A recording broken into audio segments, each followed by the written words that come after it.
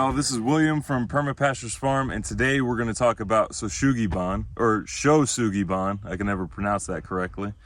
But every time we do any type of Shou Sugi Ban on videos and stuff like that, people always comment asking questions as to like, why do we do it, how do you do it, stuff like that. So Shou Sugi Ban was a way of preserving wood that was going to be outside, and it was developed by the Japanese. Some say the 18th century, some people say it was a lot earlier than that. But basically what you're doing is taking it, charring it to whatever degree you're wanting. You can do it lighter if it's going to be like interior or decorative, and you can do it even more if it's going to be exterior and you really need that protection. But the reason you do it is, well, there's multiple reasons you do it. You do it to make the wood basically waterproof. That char stops the water from penetrating the wood and being soaked up.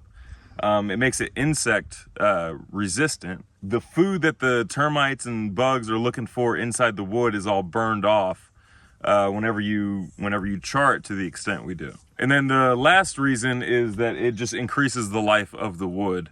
It increases the durability of the wood and all that stuff. So there's a bunch of different reasons.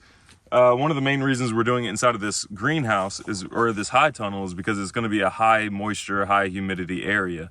And if this was just regular wood, then it wouldn't be long before it started rotting and breaking down and stuff like that. So we want that layer of protection on the wood so it doesn't collect too much water and start rotting, and then we have to rebuild a high tunnel.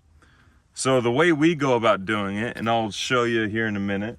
So what we use is this propane tank and then this weed burner right here. I think that's what most people, or some people use it. Sometimes it's advertised to like melt ice. But what we use it for is Shou Sugi Ban for the most part. It really helps out whenever you're doing a lot of it just like this.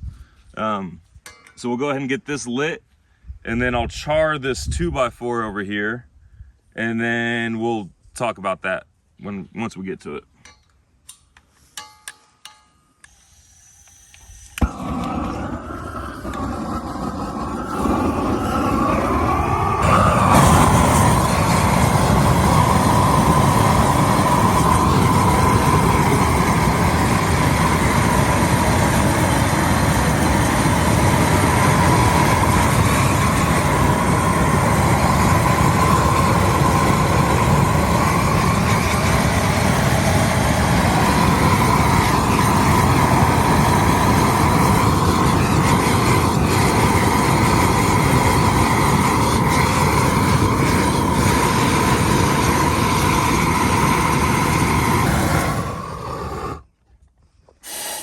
Now go ahead and look at this, and you'll see that it's very black and very charred, and it started to crack and stuff like that. That's what we want for this application. Now, if you're doing like an interior decorative piece or something like that, you can do it a lot less intense, basically. It's where you just highlight like the softer grains in the wood. Now, if you're doing it that way, after this step, you would want to take a wire brush and scrape off any loose pieces. Since it's going to be an exterior application on this for us, we're not going to worry about that. We want as much charred wood on the outside as possible. So the next step is to wipe it down with this boiled linseed oil. And you can use whatever oil you want. We just happen to have a lot of this boiled linseed oil. I think Justin actually brought this container over. Boiled linseed oil is a polymerizing oil, so as it cures, it gets hard and creates like a protective layer. And if you're doing Shou Sugi Ban, you want to do this every 10 to 15 years. So we'll go ahead and take this and then just wipe down this piece. And if you do it while it's hot, then it actually soaks in more of the oil.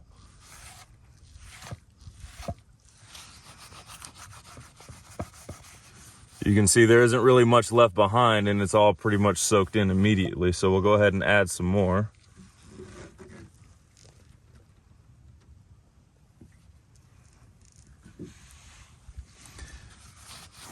And you can go really heavy on this stuff if you want.